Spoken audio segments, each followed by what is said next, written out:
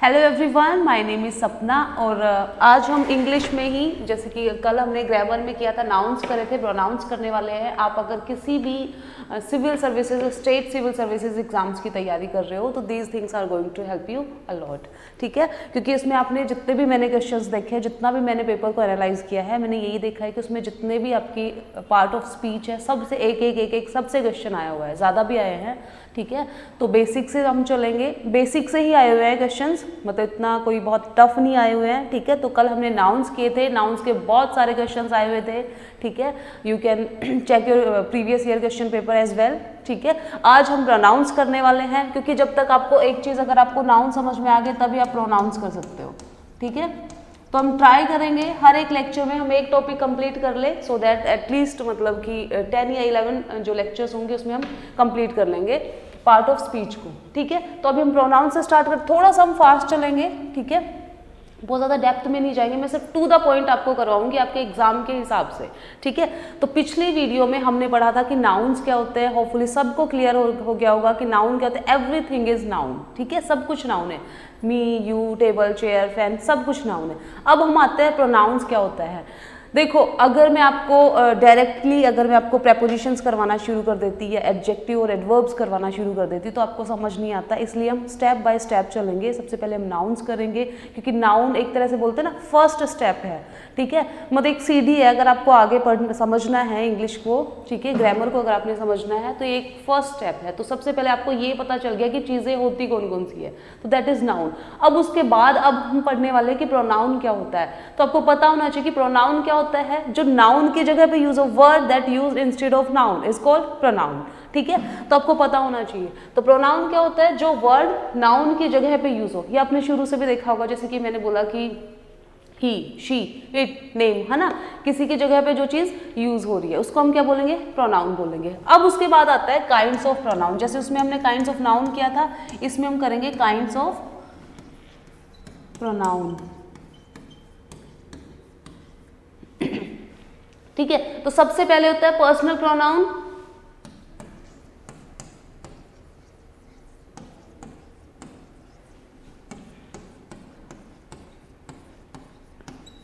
ये सबसे ज्यादा इंपॉर्टेंट है। इसमें जो मैं आपको टेबल देने वाली हूँ, लिस्ट देने वाली हूँ, ये आप ध्यान से देखना, ठीक है।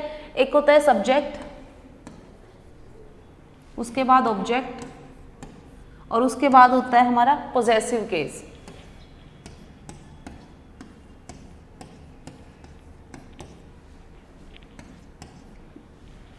ठीक है, पोजेसिव केस होता है। इसके बाद आता है,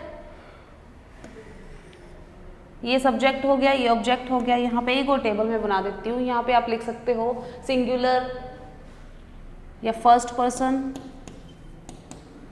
सेकंड पर्सन और थर्ड पर्सन, ठीक है। अब देखो, जैसे कि I, we, you, they, he, she और इट, ठीक है।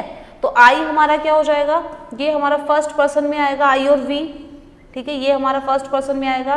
सेकंड पर्सन में यू एंड दे आ जाएगा, सेकंड पर्सन, और ही, शी, इट, ये सब हमारा किस में आ जाएगा, थर्ड पर्सन में। वेट, मैं नीट एंड क्लीन लिख देती हूँ, चलो, okay. I, we, first person, ये भी आपको पता होना चाहिए, ठीक है। Second person and third person, ठीक है। चलो, अब उसके बाद आते हैं, हाँ, पर्सनल प्रोनाउन। उसके बाद सब्जेक्ट हो गया, आई, वी, यू, दे। अब देखो, सब्जेक्ट आई का क्या बन जाता है ऑब्जेक्टिव केस में, ये आपको पता होना चाहिए, मी बन जाएगा, वी का अस, यू का यू ही रहेगा, दे का देम हो जाएगा, ही का हिम हो जाएगा, और शी का हर हो जाएगा, ठीक है, और इट का इट रहेगा। अब पोजेसिव केस में क्या हो जाएगा, पोजेसिव केस क्या होता है, जिसमें हम क्या करते हैं, पोजेशन शो करते हैं, ठीक है। पोजेसिव केस क्या होता है, जिसमें हम पोजेशन शो करते हैं, ठीक है। जैसे कि माइन, देखो माइन में और माई में कई कंफ्यूज होते हैं, ठीक है। माइन क्या होता है? माइन हमारा पोजेसिव प्रोनाउन होगा, याद रखना। माय हमारा पोजेसिव, आगे हम पढ़ेंगे,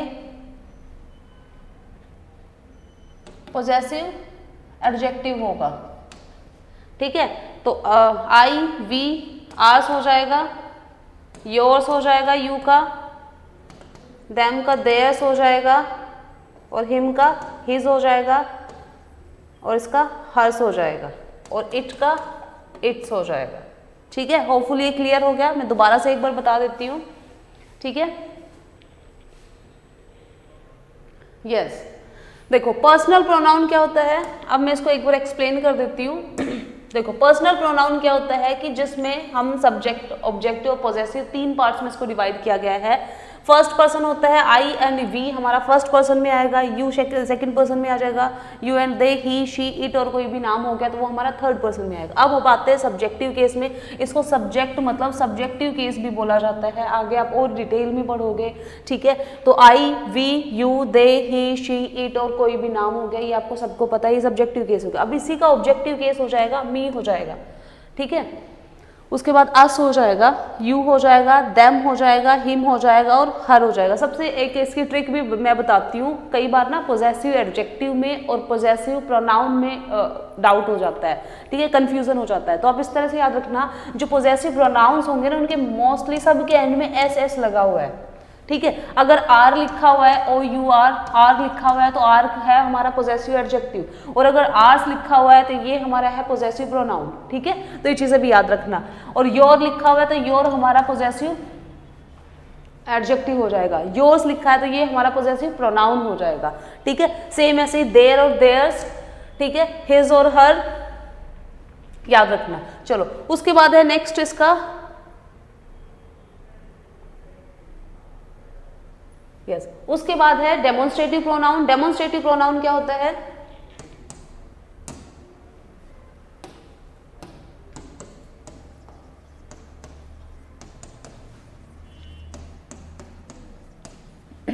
डेमोन्स्ट्रेटिव प्रोनाउन क्या होता है? जिसमें हम डेमोन्स्ट्रेट करने का काम करते हैं, जैसे कि दिस हो गया, दैट हो गया, दीज हो गया, दोज हो गया, etcetera.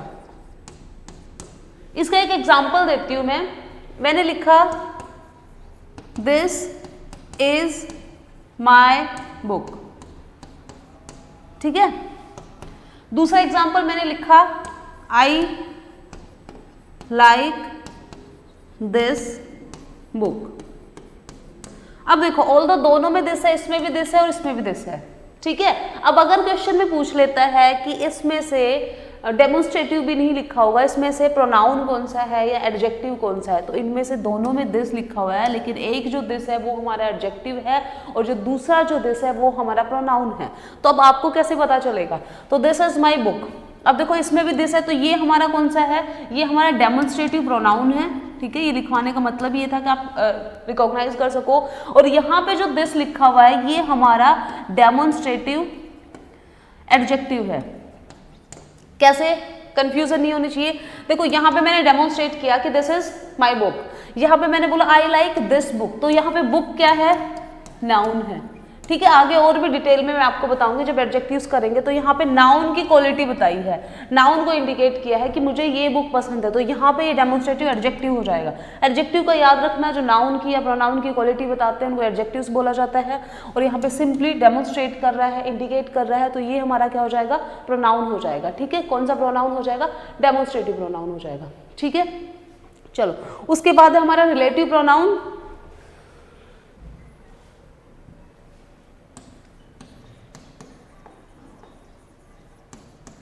Relative pronoun, relative pronoun क्या होता है? सेम, जो रिलेट करने का काम करे, जैसे कि दिस हो गया, दैट हो गया, दीज हो गया, ठीक है। ये तो हमारे दिस हो गया, दैट हो गया, ठीक है, रिलेटिव प्रोनाउन में आ जाएगा। जैसे कि हु हो गया, विच हो गया, दैट हो गया, हु, विच, दैट, whom, ठीक है। अब जैसे कि मैंने बोला कि he is the boy who met me yesterday, तो मैं बोलूँगी he is the boy that met me yesterday, ठीक है। दैट को और हु को भी लेके कुछ रूल्स है, जैसे कि द सेम अगर कहीं पे आएगा तो उसके साथ दैट यूज़ करेंगे, हम हु यूज़ नहीं करेंगे, ठीक है। तो अब देखो मैं थोड़ा सा फास्ट चल रही हूँ, फिर एक बार मैं बता देती हूँ। अब हु मैंने बताया था कि सबसे पहले मैंने बेसिक आपको क्या बताया था कि हु हमारा ऑब्जेक्टिव केस है, और अगर हुम हो जाएगा, हुज हो जाएगा, ठीक है। हुज हमारा क्या हो जाएगा, पॉजेसिव केस हो जाएगा। हुम हमारा क्या हो जाएगा, ऑब्जेक्टिव केस हो जाएगा। ये हमारा सब्जेक्टिव केस है, हु सॉरी, ठीक है, सब्जेक्टिव केस है। तो इनका हम यूजेस पढ़ेंगे कि आगे किस तरह से यूज करना है। तो रिलेटिव प्रोनाउन क्या हो जाएगा, जैसे कि मैंने बोला कि this is the boy that met me yesterday, तो मैंने बोला दिस इज, या मैं बोलूँ he is the boy, this is the boy that met me yesterday। तो यहाँ पे that का मतलब क्या हो गया, जो मुझे कल मिला, ठीक है। तो यहाँ पे that क्या हमारा रिलेटिव प्रोनाउन है, ठीक है। जैसे मैंने बोला the book that I bought, the book that I bought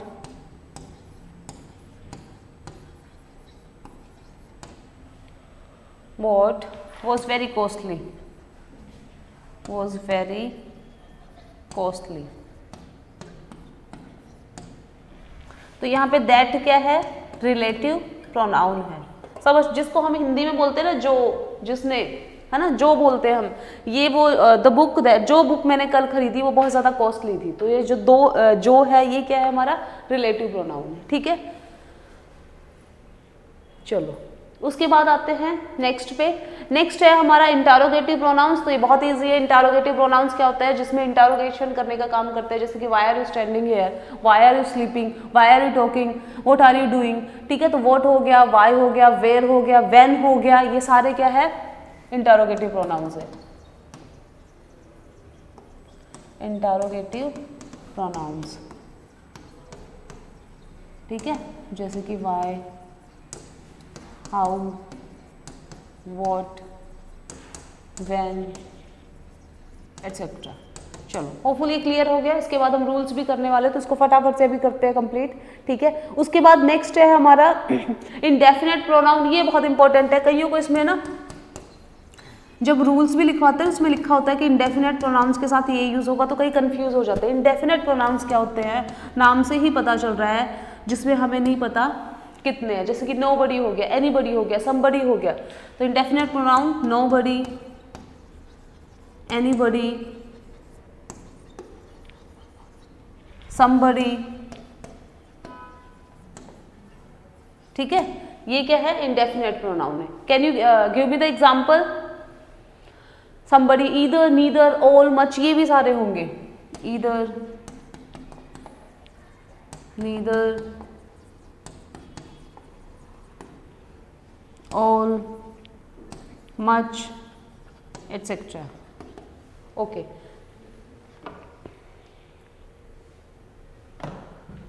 चलो उसके बाद है नेक्स्ट है हमारा रिफ्लेक्सिव प्रोनाउन। ये भी बहुत इंपॉर्टेंट है, रिफ्लेक्सिव प्रोनाउन, क्योंकि इंपॉर्टेंट मैं इसलिए बोल रही हूँ बार बार कि यही चीज़ है ना, आप एडजेक्टिव में भी पढ़ने वाले हो, रिफ्लेक्सिव एडजेक्टिव। तो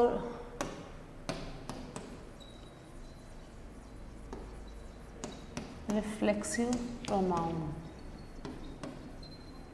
रिफ्लेक्सिव प्रोनाउन क्या होता है, जो जैसे कि माई सेल्फ हो गया, योर सेल्फ हो गया, देम सेल्व्स हो गया, रिफ्लेक्सिव या रिफ्लेक्सिव एडजेक्टिव में नहीं होगा, बाकी सारे जो आप प्रोनाउंस में पढ़ रहे हो वही सारी चीज़ें एडजेक्टिव में भी होगी, ठीक है। जैसे कि डेमोन्स्ट्रेटिव एडजेक्टिव हो गया, डेमोन्स्ट्रेटिव प्रोनाउन हो गया। ये बार बार मैं एडजेक्टिव इसलिए लेके आ रही हूँ बीच में, क्योंकि प्रोनाउन के बाद आप डायरेक्टली एडजेक्टिव भी पढ़ने वाले हो, ठीक है। तो आप रिलेट कर सकोगे उस टाइम पे, ठीक है। जैसे कि डेमोन्स्ट्रेटिव एडजेक्टिव हो गया, इंटारोगेटिव एडजेक्टिव हो गया, ठीक है। तो ये सारी चीज़ें पढ़ने वाले हो। रिफ्लेक्सिव एडजेक्टिव खैर नहीं होता है। तो जैसे कि माई सेल्फ हो गया, योर सेल्फ हो गया, जितने भी myself, yourself, themselves, ourselves, ये जितने भी है सेल्फ वाले, ये सारे रिफ्लेक्सिव प्रोनाउन में पढ़ेंगे, ठीक है। उसके बाद हम इनके रूल्स पढ़ने वाले कि इनको यूज कहाँ पे करना है, ओके। चलो नेक्स्ट है उसके बाद हमारा डिस्ट्रीब्यूटिव प्रोनाउन, ठीक है। डिस्ट्रीब्यूटिव प्रोनाउन, ये थोड़ा सा इंडेफिनेट की तरह ही है। डिस्ट्रीब्यूटिव प्रोनाउन क्या होता है, जैसे कि मैंने बोला ईच अदर, वन अनदर, ये सारे क्या है, डिस्ट्रीब्यूटिव प्रोनाउन है। अब एक एग्जांपल देती हूं मैंने लिखा Indians should love each other.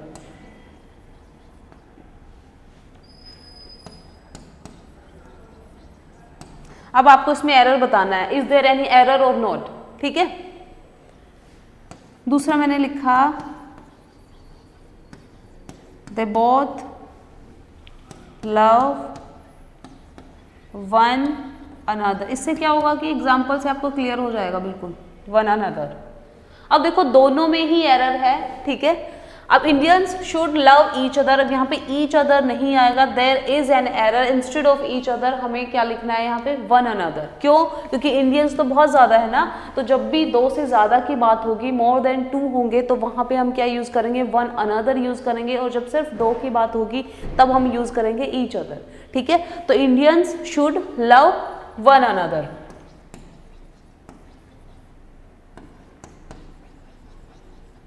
ठीक है, उसके बाद है दे बोथ, बोथ आ गया तो मतलब दो की बात हो रही है, तो they both love each other आ जाएगा। इसी तरह के आते हैं, ये एक एग्जाम, ये क्वेश्चन में भी आया था किसी एग्जाम में, इंडियंस वाला जो मैंने बताया है वो, ठीक है। चलो उसके बाद है हमारा रेसिप्रोकल प्रोनाउन, तो उसमें ईच अदर, वन अनदर, यही चीजें आ जाएगी, ठीक है। ईदर, डिस्ट्रीब्यूटिव में ईदर भी आ जाता है, नीदर भी आ जाता है, ईच भी आ जाता है।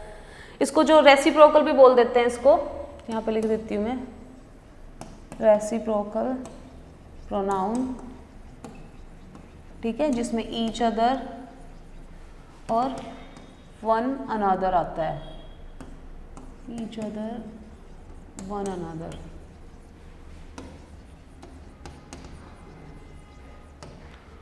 इसको रेसिप्रोकल प्रोनाउन भी बोलते थे। डिस्ट्रीब्यूटिव में फिर और भी आ जाता है, जैसे कि ईच हो गया, एवरी हो गया, ठीक है, ईदर हो गया, नीदर हो गया, नन हो गया।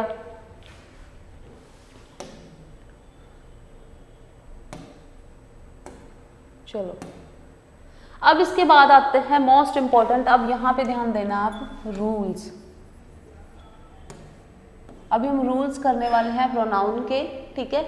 एक बार मैं रिवाइज करवा देती हूँ। सबसे पहले हमने किया था कि सब्जेक्टिव में हमने पर्सनल प्रोनाउन किया था, मैं एक बार ओरली बता देती हूँ अगर किसी को नहीं भी समझ में आया। सबसे पहले हमने किया था पर्सनल प्रोनाउन। पर्सनल प्रोनाउन कौन सा होता है, जिसमें कि आई, वी, यू, दे, ये हो गया, ठीक है। उसका ऑब्जेक्टिव केस किया था, उसका हमने पोजेसिव केस किया था। पोजेसिव केस पोजेशन में यूज होगा। ऑब्जेक्टिव केस जब हम किसी, जैसे कि मैंने बोला कि ही कॉल्ड मी, ठीक है, he called me bye my name, या मैं कुछ भी बोलूँगी तो मी आपको पता चल गया, अस हो गया, ठीक है, हेल्प अस, ठीक है। तो मतलब कि वी का क्या हो जाएगा, ऑब्जेक्टिव केस अस हो जाएगा। तो ये सारे ऑब्जेक्टिव केस हो जाते हैं, ठीक है। सब्जेक्टिव केस क्या होगा, सिंपली आई, वी, यू, दे हो जाएंगे। उसके बाद हमने इंटारोगेटिव प्रोनाउंस किए थे। इंटारोगेटिव प्रोनाउंस क्या होता है, जिसमें हम इंटारोगेशन करने का काम करते हैं, जैसे कि why are you standing here, why are you sitting here, what are you doing. उसके बाद हमने किया था डिस्ट्रीब्यूटिव प्रोनाउन। डिस्ट्रीब्यूटिव प्रोनाउन में सिंपली आप याद कर सकते हो, डिस्ट्रीब्यूट करने का काम करते हैं, ठीक है।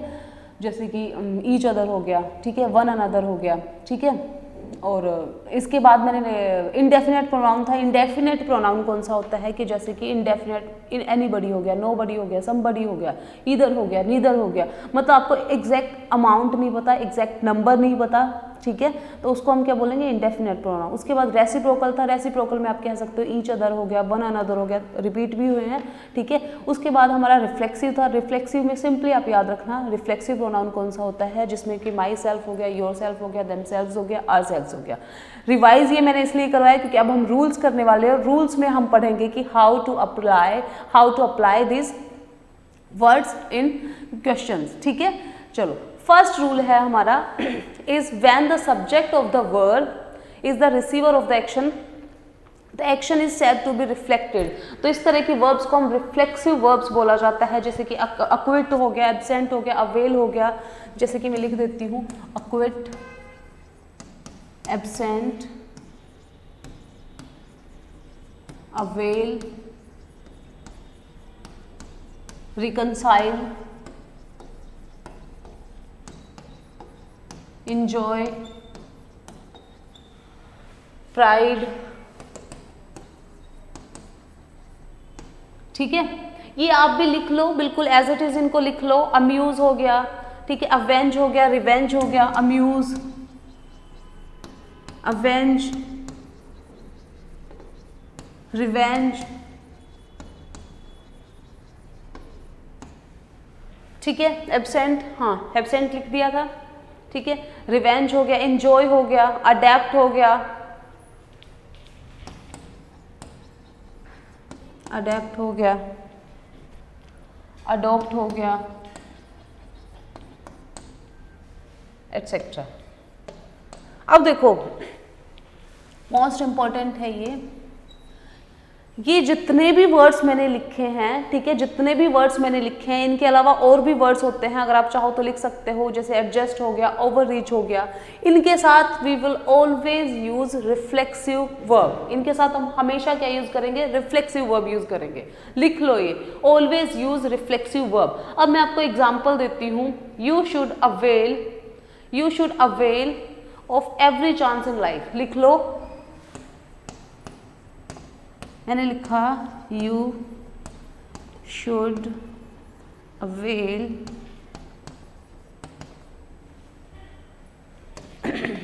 ऑफ एवरी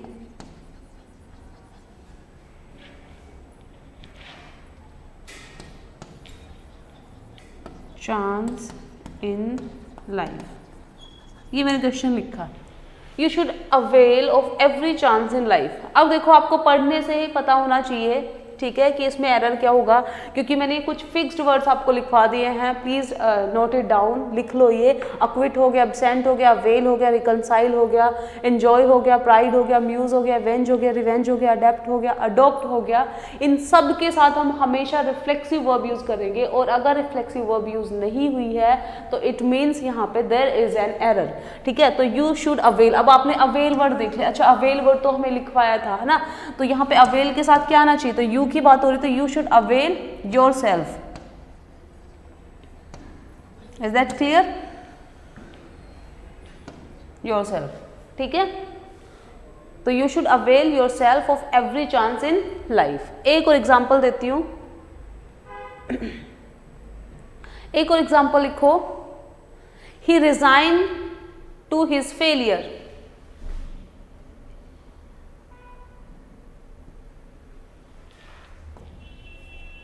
अरे चलो, वो इरेज हो गया सारा। ही resigned to his failure.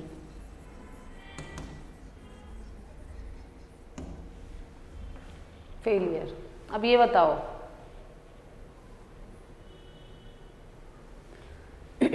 अब ही रिजाइन जो हमारा है उसी में से है एक वर्ड, तो रिजाइन के साथ भी हमेशा क्या होगा? रिफ्लेक्सिव वर्ब यूज होगी। तो he resigned himself to his failure, ठीक है। ऑल्दो आपको पढ़ने में ये भी ठीक लग रहा होगा, लेकिन रूल्स है, rules are fixed, rules are made, ठीक है, हमने उनको क्रिएट नहीं किया। तो he himself resigned to his failure. तो होपफुली क्लियर हो गया होगा। चलो नेक्स्ट रूल है हमारा, बेटा स्टर देखना शुरू कर देती हूँ। ओके, नेक्स्ट रूल है हमारा, कुछ वर्ब्स ऐसी होती है जो रिफ्लेक्सिवली यूज नहीं होती है। Some verbs are not use reflexively. आप लिख सकते हो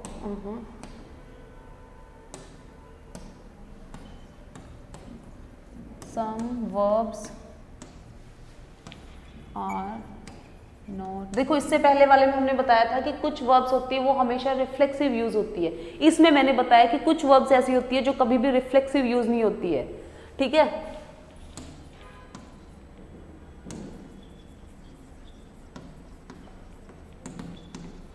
रिफ्लेक्सिवली, ठीक है। सम वर्ब आर नॉट यूज्ड रिफ्लेक्सिवली। अब ये वर्ब्स कौन सी है ये भी आप लिख लो, ठीक है। जैसे कि लिखो कीप, स्टॉप, कीप हो गया, स्टॉप हो गया, बाथ हो गया, ठीक है। और लिख लो, मूव हो गया, रेस्ट हो गया, हाइड हो गया, मूव, रेस्ट और हाइड, ठीक है। अब बस इतना ही याद रख लेना, बहुत रहेगा। तो some verbs are not use reflexively. अब मैं आपको एग्जांपल देती हूँ कि एग्जाम में किस तरह से आता है, ठीक है। एग्जांपल लिखो, he has qualified himself for the post. Qualify लिखवाया मैंने,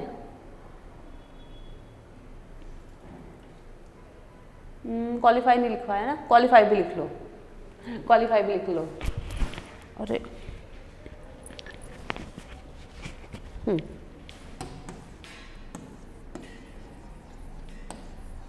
क्वालिफाई। अब एग्जांपल लिखो, he has qualified himself for the post. He has qualified himself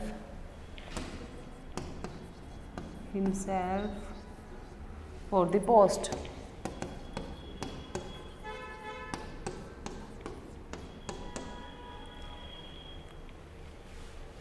ठीक है।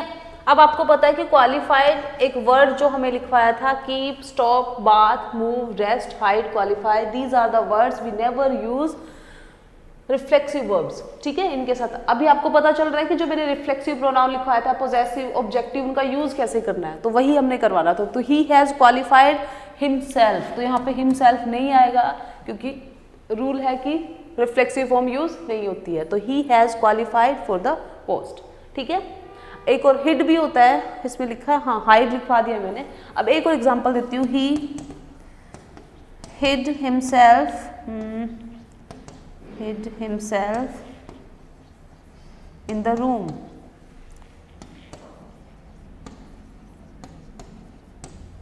चलो इसमें बताओ, ही hide himself in the room.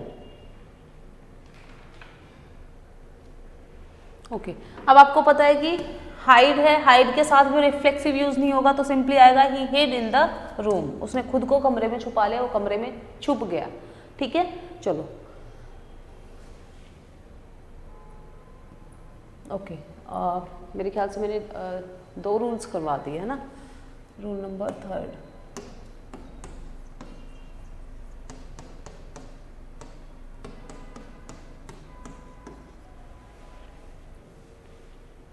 Okay, rule number 3 है, हाँ एक और चीज मैं आपको बता देती हूँ वैसे ही, कि जो रिफ्लेक्सिव प्रोनाउन है ना, वो कभी भी एज ए सब्जेक्ट यूज नहीं होगा, ठीक है। कई बोलते हैं ना my self this, my self that, तो एज ए सब्जेक्ट ये यूज होता ही नहीं है, ठीक है। यू कैन से कि reflexive pronoun cannot act as a subject और object of a verb unless it is preceded by pronoun और नाउन, ठीक है। जैसे कि एग्जाम्पल मैं दे रही हूँ, myself will see to it, ठीक है, myself will see to it that you get your share of property, ठीक है। Myself will see to it, लिखूं क्या मैं, myself will see to it, my self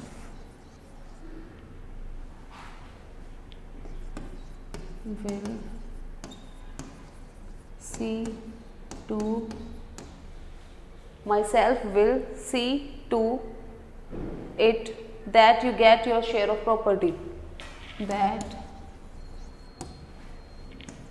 you get your share of property,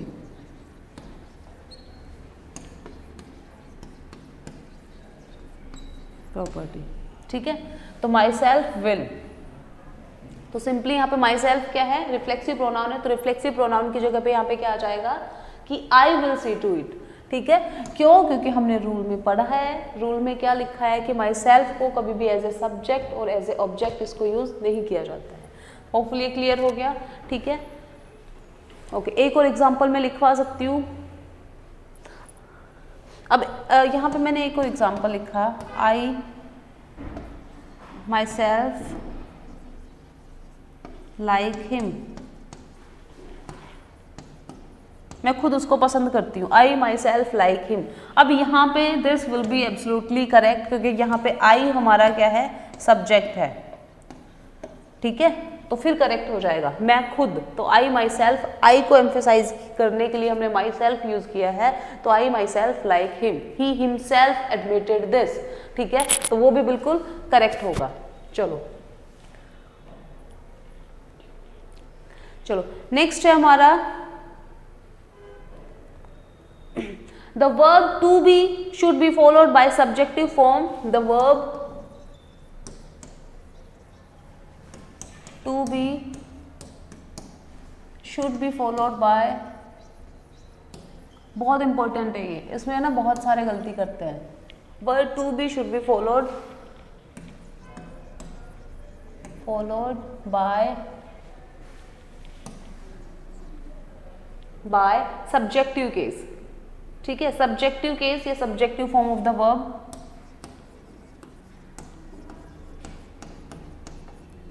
subjective, simply मैं subjective case लिख देती हूँ, मैं शॉर्ट में थोड़ा सा लिख रही हूँ, ठीक है।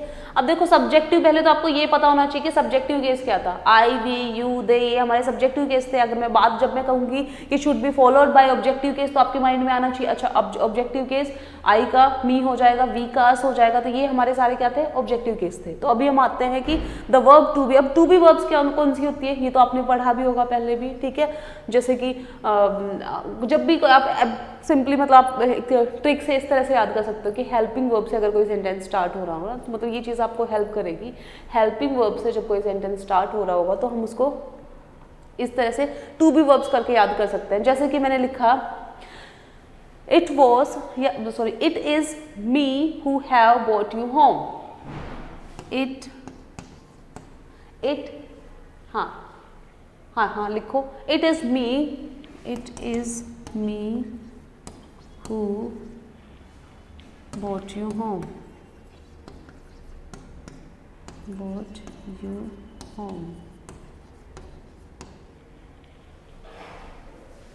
ठीक है। तो इट इज मी, तो इट हमारी क्या है, टू बी वर्ब है, इट हमारी टू बी वर्ब है, ठीक है। तो मी हमारा क्या हो जाएगा, ऑब्जेक्टिव केस है, तो मतलब कि देयर इज एन एरर, तो इट इज मी की जगह पे आएगा it is I who brought you home. जैसे मैं बोलो it was me who helped you in the examination, है ना, तो it was me who helped you, तो इट वॉज मी की जगह पे आएगा it was I, it was me who was there for you, तो इट वॉज मी की जगह पे हम बोलेंगे it was I who was there for you, ठीक है।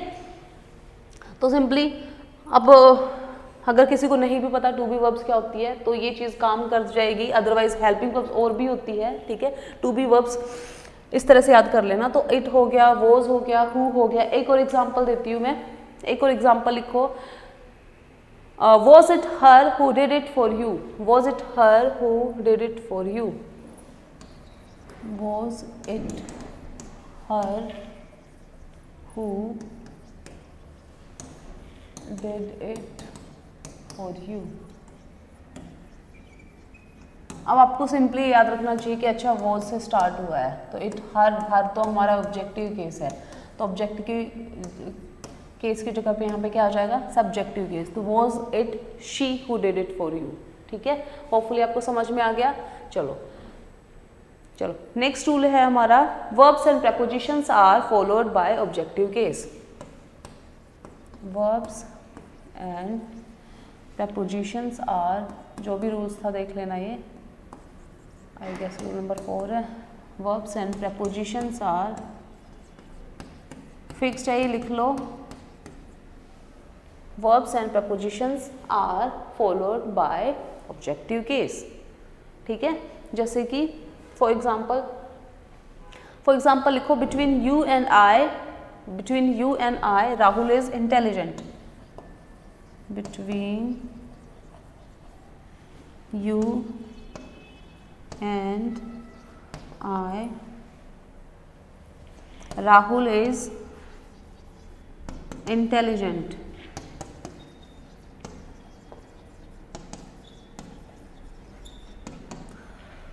अब सबसे पहले मैंने रूल लिखवाया है कि verbs and prepositions are always followed by objective case, objective case इसमें यूज होगा। अब इसमें देखो वर्ब है कि प्रेपोजिशन है, चेक करो पहले। तो इसमें बिटवीन हमारा क्या है, बिटवीन हमारी क्या है, प्रेपोजिशन, ठीक है। तो प्रेपोजिशन है तो उसके साथ तो फिक्स्ड है रूल कि अच्छा यहाँ के इसके बाद तो हमेशा क्या यूज होगा, ऑब्जेक्टिव केस यूज होगा। तो बिटवीन यू एंड आई, अब यू का तो यू ही रहेगा, इसमें तो हम कुछ चेंज करेंगे नहीं, तो बिटवीन यू एंड आई की जगह पे क्या आ जाएगा, between you and me. Hopefully clear हो गया सबको।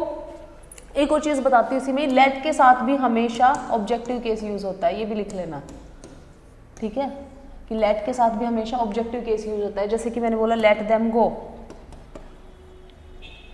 आपने पढ़ा भी होगा ना, let them go, let us laugh, let her speak, ठीक है। तो लेट के बाद भी हमेशा ऑब्जेक्टिव केस यूज होता है, ठीक है। उसके बाद she is teaching, she is teaching, एक और लिख लो, शी इज टीचिंग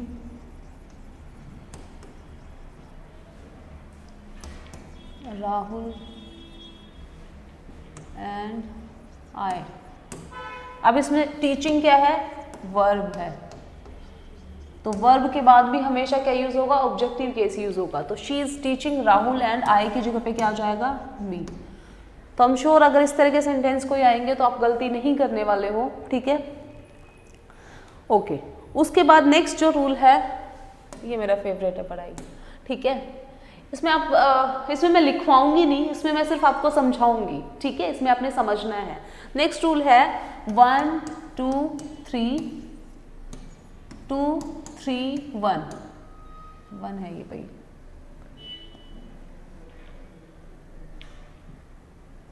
1 2 3 2, अरे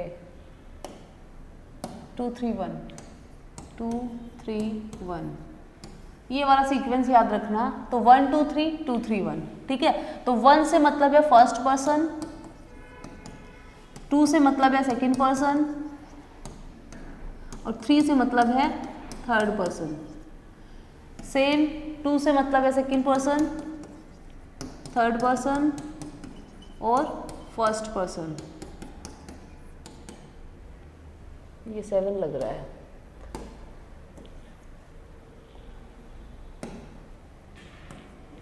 ठीक है।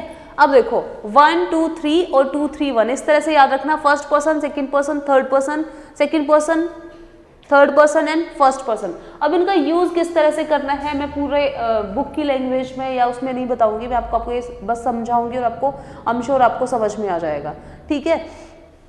देखो इसमें ऐसे याद रखना 1 2 ये आपके दोस्त है, ठीक है। जब भी आप कुछ गलत काम कर रहे होंगे, मतलब जब कोई नेगेटिव सेंटेंस होगा, इल मैनर में कोई सेंटेंस होगा, या if you have committed any mistake, if you found guilty, ठीक है। तो अगर गिल्टी की सेंस होगी, लिख लो ये वर्ड्स, गिल्टी की सेंस होगी, मिस्टेक होगी, कोई सॉरी होगा या कोई नेगेटिव वर्ड होगा, तो ये आपके फ्रेंड्स है जो सबसे पहले आपको आगे कर देंगे, मतलब फर्स्ट पर्सन पहले आ जाएगा, उसके बाद second person, then third person. और अगर कोई पॉजिटिव सेंटेंस होगा, अगर आप कहीं पे जा रहे हो, ठीक है, नॉर्मल अगर कोई सेंटेंस है तो उसमें सेकंड पर्सन आ जाएगा, third person and then first person. समझ में आया, ठीक है। चलो अब एग्जाम्पल लिखो, एग्जाम्पल लिखो, यू मोहन, या मोहन मत लिखो, लिखो you and I, you and I, you and I will be punished। अब जरूर नहीं है कि मैं तीनों ही लिखूं इसमें, you and I will be punished. अब यू हमारा क्या है आपको पता है, सेकंड पर्सन है, आई हमारा क्या है, फर्स्ट पर्सन है। तो अब ग्रामेटिकली आप देख सकते हो कि अच्छा ये तो गलत यूज हुआ है ना, यू सेकंड पर्सन, पहले तो फर्स्ट पर्सन आएगा देन सेकंड पर्सन आएगा, है ना। अकॉर्डिंग टू रूल क्या होगा, पहले फर्स्ट पर्सन आएगा देन सेकंड पर्सन आएगा। क्यों, क्योंकि ये सेंटेंस क्या है, नेगेटिव है कि you and I will be punished, तो यहाँ पे क्या आ जाएगा, I and you will be punished, ठीक है। एक और एग्जाम्पल देती हूँ, इसको इरेज कर देती हूँ, ओके। एक और एग्जाम्पल लिखो, I and you will I and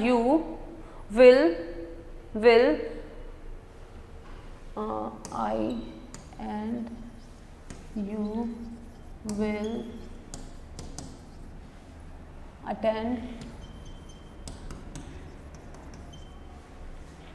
attend the wedding tomorrow। चलो ये लिख लेते हैं, ठीक है। आई एंड यू विल, अब देखो आई यहाँ पे फर्स्ट पर्सन है, यू यहाँ पे सेकंड पर्सन, तो अगेन मतलब यहाँ पे क्या है, देयर इज एन एरर। क्यों? क्योंकि ये तो पॉजिटिव सेंटेंस है, ये तो गुड मैनर में सेंटेंस है, तो इस तरह का जब सेंटेंस होगा तो इसमें क्या कर देंगे, इसमें आपको पीछे कर देंगे, यू पहले आ जाएगा, you and I will attend the marriage. एक और सेंटेंस देती हूँ, चलो मैं ओरली बोल देती हूँ कि you and I, you he and I are guilty for the, आप कह सकते हो फॉर स्टोलन द कार, ठीक है। अब इसका बनाओ, you he and I are guilty of stolen the car. चलो पेन लिख देते हैं, कार ज़्यादा नहीं हो जाएगी, चलो कार। अब देखो, अब चेक करते हैं, यू हमारा सेकंड पर्सन है, ही हमारा थर्ड पर्सन है और आई हमारा फर्स्ट पर्सन है। तो सीक्वेंस क्या होगा, जब भी नेगेटिव सेंटेंस होगा तो मैंने क्या बताया था कि ये आपके फ्रेंड से आपको सबसे आगे कर देंगे। जब कोई गलती की होगी, कोई गिल्टी होगी, कोई मिस्टेक होगी तो आपको आगे कर देंगे। तो इसमें क्या आ जाएगा, आई, यू एंड ही, ठीक है, are guilty of stolen the car. चलो नेक्स्ट पे चलते हैं। ओके, नेक्स्ट रूल है हमारा, ये हम उसमें भी पढ़ने वाले हैं, कंजंक्शन जब हम करेंगे या सब्जेक्ट वर्ब एग्रीमेंट करेंगे उसमें भी हम इन चीज़ों को पढ़ने वाले हैं कि एज वेल एज हो गया, अलोंग विद हो गया, विद हो गया, as well as, along with, comma with, comma in addition to,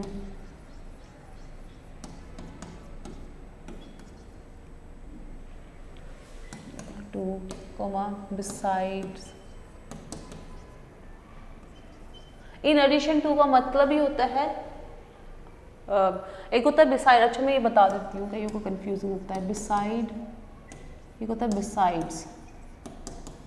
इसकी एक ट्रिक बताती हूँ मैं आपको, ठीक है, कईयों को कंफ्यूजन होती है बिसाइड और बिसाइड्स में। देखो दोनों सेम ही है, सिर्फ एस का फर्क है ना, तो जिसमें एक एस एक्स्ट्रा आता है उसका मतलब होता है in addition to, in addition to, इस तरह से याद रखना। सिर्फ इतना ही फर्क है ना कि इसमें एक एस है, वो जो क्या है, एक्स्ट्रा है, तो जिसमें एक एस एक्स्ट्रा होगा उसका मतलब होता है इन एडिशन टू। बिसाइड्स मतलब इन एडिशन टू, और बिसाइड मतलब by the side, like she is sitting beside me. Okay, तो चलो बिसाइड्स हो गया, उसके बाद आप लिख सकते हो रादर देन हो गया, नो लेस देन हो गया, नथिंग हो गया, लाइक, अनलाइक, ठीक है, लाइक, अनलाइक, एटसेट्रा। इसको और हम डिटेल में करेंगे जब हम कंजंक्शन और सब्जेक्ट वर्ब एग्रीमेंट करेंगे, ठीक है। अभी प्रोनाउन में इनका क्या रूल है हम वो पढ़ लेते हैं। देखो जब भी इनको हम यूज करेंगे तो इनके साथ हम पॉजेसिव केस किस हिसाब से यूज करें, according to the first subject, ठीक है। सिंपली आपको याद रखना है, सिर्फ इतना बात याद रखनी है, जिस भी सेंटेंस में ये वर्ड्स दिए होंगे, along with, in addition to, besides, like, unlike, rather than, nothing but, और भी बहुत सारे हैं, ठीक है। जहाँ पे भी जिस भी सेंटेंस में ये वर्ड्स दिए होंगे we will follow the subject. जिसमें भी सब्जेक्ट अगर प्लूरल है तो हम प्लूरल वर्ब यूज करेंगे, सब्जेक्ट अगर सिंगुलर है तो हम सिंगुलर वर्ब यूज करेंगे, ठीक है। जैसे कि मैंने एग्जाम्पल लिखो आप, हाँ एग्जाम्पल आप लिख सकते हो, My sister along with her friends, my sister along with her friends is, my sister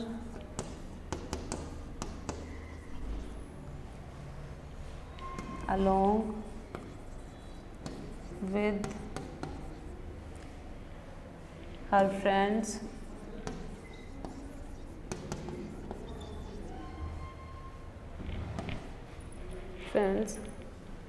is living in Delhi.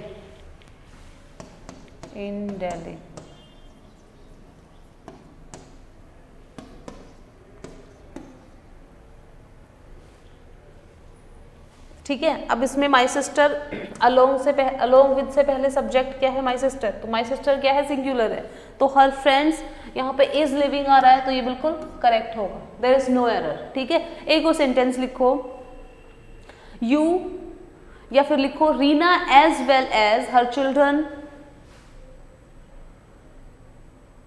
Reena, अरे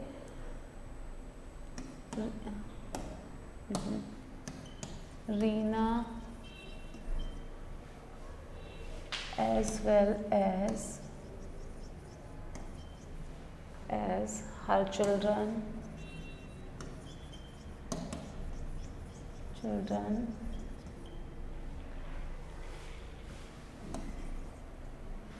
have returned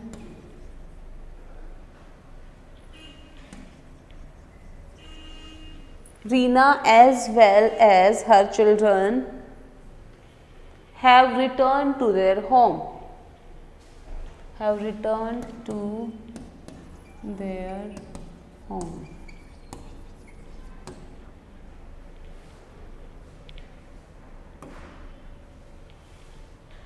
अब देखो, ऑल्दो इसमें हम प्रोनाउंस की बात कर रहे हैं, ठीक है, इस वाले सेंटेंस में मैंने 2 एरर्स दिए हैं, ठीक है, लेकिन इसमें हम प्रोनाउंस की बात कर रहे हैं, तो सबसे पहले हम प्रोनाउन वाला वो निकालेंगे, एरर निकालेंगे, फिर उसके बाद दूसरे वाला मैं बताऊंगी कि दूसरा किस तरह से एरर दे सकते हैं इस तरह के सेंटेंस में। तो सबसे पहले तो आपने याद रखना है कि अच्छा एज वेल एज आ गया, तो इससे रिलेटेड जो रूल था वो क्या था, मैं दोबारा से एक बार रिपीट, एज वेल एज हो गया, अलोंग विद हो गया, इन एडिशन टू हो गया, एंड नोट हो गया, नथिंग बट हो गया, ये जिस भी सेंटेंस में ये वर्ड्स होंगे, तो इससे पहले आपने देखना है कि सब्जेक्ट क्या है, वेदर सब्जेक्ट इज सिंगुलर और plural, we will use verb accordingly, ठीक है। तो इससे पहले हमने देखा कि सब्जेक्ट क्या है, रीना है। अब ऑल्दो यहाँ पे हम प्रोनाउन की बात कर रहे हैं, तो सबसे पहले हम प्रोनाउन से रिलेटेड एरर निकालेंगे, क्योंकि एग्जाम में वो आपको ऐसे नहीं बोलेगा कि प्रोनाउन से रिलेटेड एरर निकालना है। इसमें 2 तरह से एरर्स आते हैं, वो किस तरह से आते हैं वो मैं बताती हूँ। तो सबसे पहले रीना आ गया, तो रीना हमारा क्या है, सब्जेक्ट है, सिंगुलर है, तो Reena as well as her children have return to,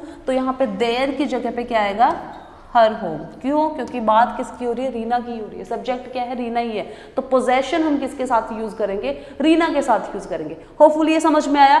अब यहाँ पे हैव, एक यहाँ पे हैव भी दिया हुआ है, मतलब 2 एरर किस तरह से आ सकते हैं। ये जो हैव वाला एरर है, ये हम सब्जेक्ट वर्ब एग्रीमेंट और जब कंजंक्शन करेंगे तब पढ़ेंगे, लेकिन फिर भी मैं आपको बता देती हूँ कि अगर इस तरह से आया है, Reena as well as her children have return to her home, अगर इस तरह से आया है तो फिर हैव एरर होगा। हैव क्यों होगा, क्योंकि हैव की जगह पे हैज आएगा। अगेन मतलब मैंने 2 एरर्स दिए थे कि दोनों तरह से आ सकता है, ठीक है। तो Reena as well as her children has return to their home, their की जगह पे, सॉरी देयर तो आएगा ही नहीं, has return to her home, ठीक है। क्यों, क्योंकि यहाँ पे भी अगेन रीना क्या है, सब्जेक्ट है, तो सब्जेक्ट के अकॉर्डिंग हम क्या यूज करेंगे, वर्ब यूज करेंगे, ठीक है। और वर्ब हमारी फिर क्या आएगी, सिंगुलर आएगी। अगर ये रीना के जगह पे यहाँ पे प्लूरल होता या दे लिखा होता या कुछ और लिखा होता, तब हम यूज हैव करते, ठीक है। चलो, होपफुली ये सबको समझ में आया।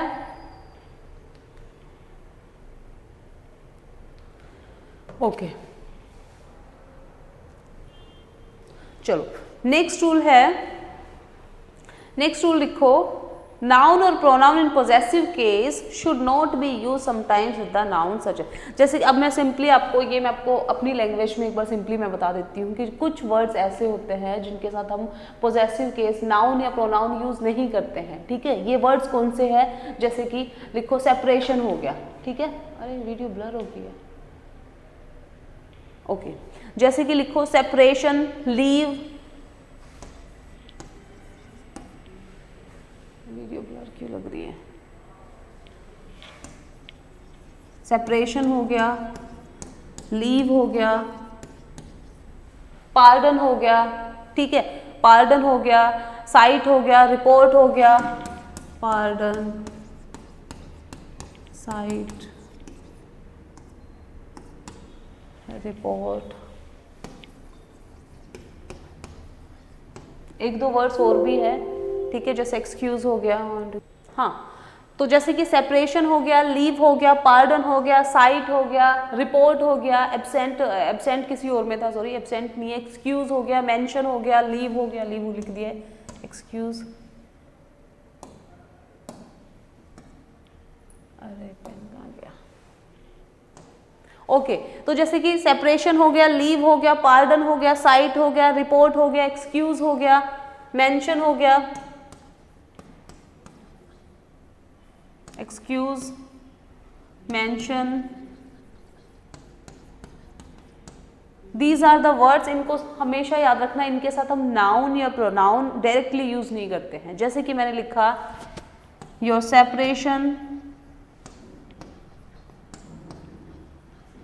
Your separation is very painful to me, very painful to me. अब देखो आराम से, ध्यान से इसको देखो, योर सेपरेशन। अब आपको याद रखना है कि अच्छा वर्ड्स लिखवाए थे हमें कुछ, जैसे सेपरेशन हो गया, लीव हो गया, पार्डन हो गया, साइट हो गया, रिपोर्ट हो गया, एक्सक्यूज हो गया, मेंशन हो गया, तो ये वर्ड्स लिखवाए थे और इनके साथ एक रूल लिखवाया था कि with these words we never use noun and pronoun directly. तो इनके साथ हम डायरेक्टली नाउन और प्रोनाउन यूज नहीं करते हैं। तो अब देखते हैं example, your separation is very painful to me. तो यहाँ पे योर तो हमारा क्या है, प्रोनाउन है, तो मतलब देयर इज एन एरर। तो यहाँ पे your separation is very painful to me की जगह पे आएगा सेपरेशन फ्रॉम यू। ठीक है, इसको हम किस तरह से, गलत है ये सेंटेंस, ठीक है, तो इसको हम किस तरह से लिख सकते हैं, सेपरेशन, अरे सेपरेशन फ्रॉम यू,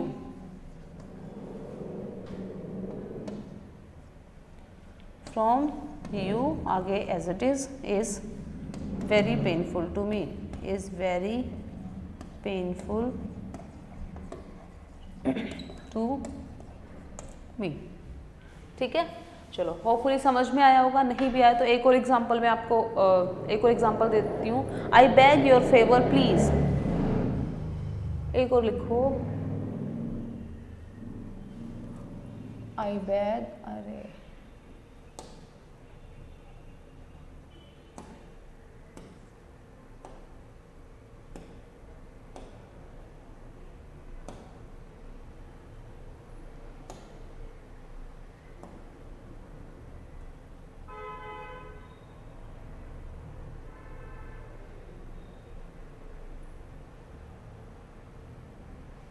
चलो इधर लिख देती हूँ मैं, आई बैग, अरे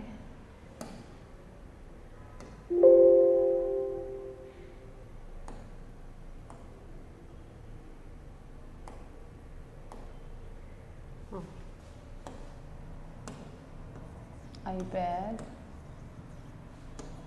योर फेवर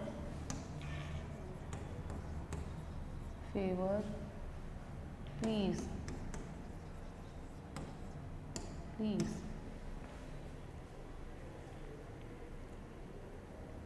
अब ये बताओ, तो आई बेग योर फेवर, तो फेवर भी मैंने लिखवाया था, यस फेवर लिखवाया था, तो योर नहीं आएगा इसके साथ। ठीक है, कौन कौन से वर्ड्स लिखवाए थे, सेपरेशन हो गया, लीव हो गया, पार्डन हो गया, साइट हो गया, ठीक है, फेवर लिखवाया था, यस। तो आई बैग योर फेवर प्लीज, तो आपको पता है कि यहाँ के पे योर नहीं आएगा, तो आप क्या कह सकते हो कि I beg favour from you या फिर I beg favour of you. ठीक है, I beg favour from you आप कह सकते हो, या फिर कह सकते हो I beg favour of you,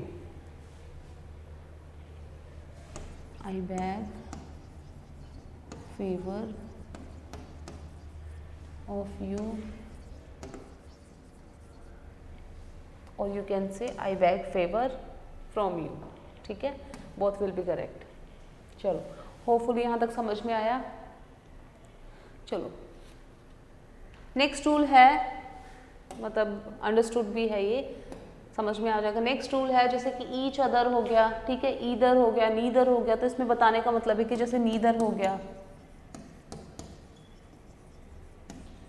दो के लिए यूज होता है, ठीक है, ईदर भी किसके साथ यूज होता है, दो के लिए यूज होता है, यूज फॉर टू पर्सन्स। ठीक है, ईदर हो गया, नीदर हो गया, ठीक है, ये हमेशा दो के लिए यूज होता है। और एनी वन हो गया, नन हो गया, वन अनदर हो गया, any one comma none comma one another, ये यूज होगा more than two, more than two persons और थिंग्स। पर्सन्स और थिंग्स। जैसे मैंने बोला neither she nor you can go, ठीक है। तो दो के लिए नीदर यूज होगा, दो से ज्यादा के लिए दो से ज्यादा के लिए नन और वन अनदर यूज होगा, ठीक है। सेम वही इंडियंस वाला एग्जाम्पल दो, Indians should never fight with each other, ठीक है, never fight with each other, each other, ठीक है। तो आपको पता चल जाएगा कि Indian should never fight each other, तो इंडियंस तो मतलब ज़्यादा है, तो यहाँ पे ईच अदर की जगह पे क्या हो जाएगा, वन अनदर आ जाएगा, ठीक है। चलो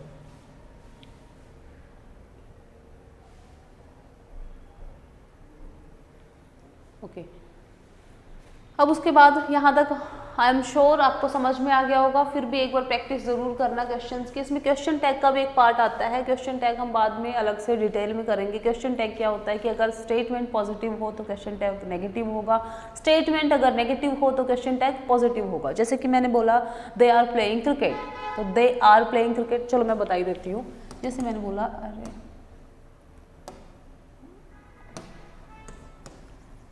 दे आर प्लेइंग क्रिकेट,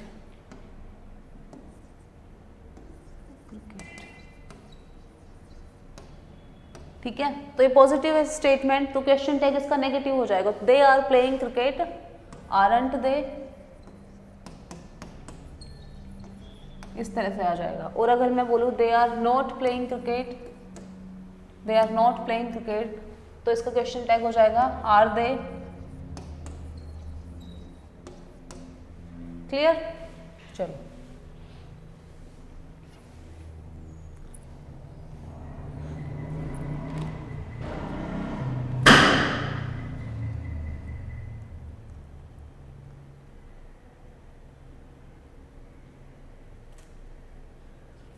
एक और चीज, विच is used in place of who, ये भी लिख लेना।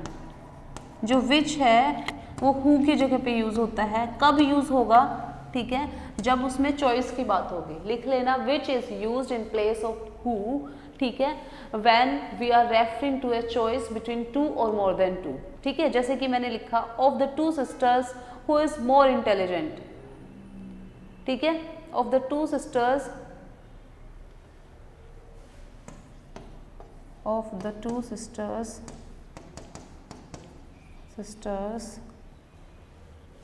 who is more intelligent, who is more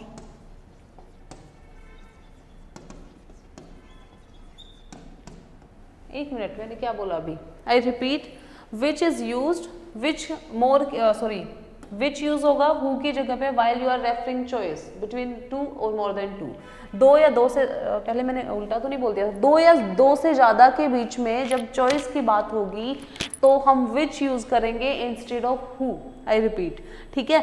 तो of the two sisters who is more intelligent, तो यहाँ पे ऑफ द टू सिस्टर्स मतलब दो के बीच में चॉइस करने की बात हो रही है, तो दो सिस्टर्स में से कौन ज्यादा इंटेलिजेंट है, तो of the two sisters who की जगह पे यहाँ पे क्या आ जाएगा, विच, ठीक है। चलो